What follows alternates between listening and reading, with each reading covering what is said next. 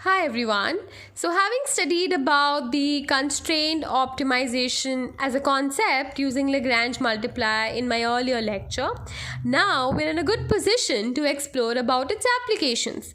The first application in the series is of utility maximization. So what I have in the question right now is I have to maximize utility function. Ignore my handwriting and being the text being lighter. I'll speak and you may write. So you have to maximize a utility function as a function of x and y. So the functional form is xy plus y square plus 2x plus 2y such that price of x is equal to 6. Price of y is equal to 10. That is py equals to 10. And so you have to maximize this utility function and obtain the optimal quantities x star, y star. What you have to also do is, what are the solutions x star, y star if m less than equal to 8? So m is the budget. Always remember, in certain questions of utility maximization, if you're not given the constraint, you should know what the constraint is as an economics student. The constraint in utility maximization of a budget is written as px into x plus py into y equals to M. That means you exhaust all your money that you got in the form of M on the two goods X and Y by purchasing them at the respective market prices. So what I have to do, I have to maximize utility. So this is my f of xy. What is the constraint? Budget constraint.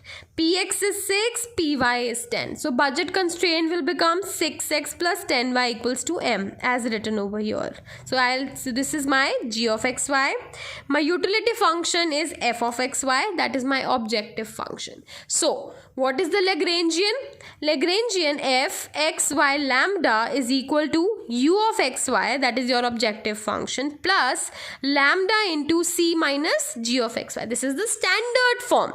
Substitute uxy as a utility function plus lambda into c is m now. The constraint constant is m minus 6x minus 10y. So this is your Lagrangian function. So first order condition is put f dash x, f dash y and f dash lambda equals to 0.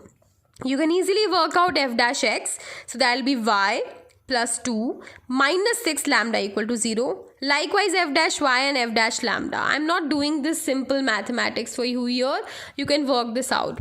So equation 1 from f dash x equals to 0 would be this. Equation 2 from f dash y equals to 0 would be this. And equation 3 would be this. Now as I said, in the steps of finding max min using constraint optimization, you use equation 1 and 2 to find out a relationship between x and y.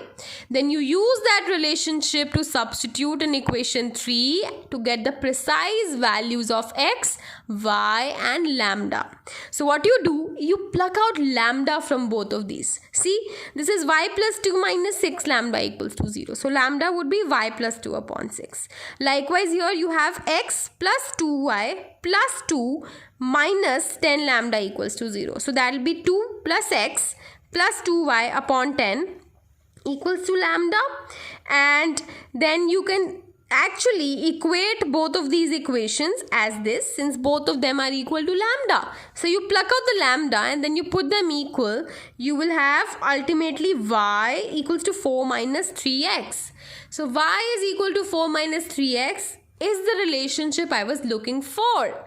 You substitute this relationship in equation 3. That is m equals to 6x plus 10y. So that will be 6x plus 10 into y will have 4 minus 3x form. This will give you m is equal to minus 24x plus 40. Now you can obtain your optimal quantity x as a function of your constant constraint, that is m. So x star is going to be a function of the constraint m. Okay, so this will work out to be 40 minus m upon 24. I'll mark this as equation 4. Similarly, what was my y? Y is 4 minus 3x. Substitute x here. You will have y also. So y will come out to be m minus 8 upon 8. Again, y star is a function of your constraint constant, that is m. Okay. This is my optimal quantities which will maximize the utility subject to the budget constraint. Okay. And you can also do the second order condition if asked in the question. Since this question did not ask you to justify the second order condition for maxima, you can relax. I'll teach you in the next video, however.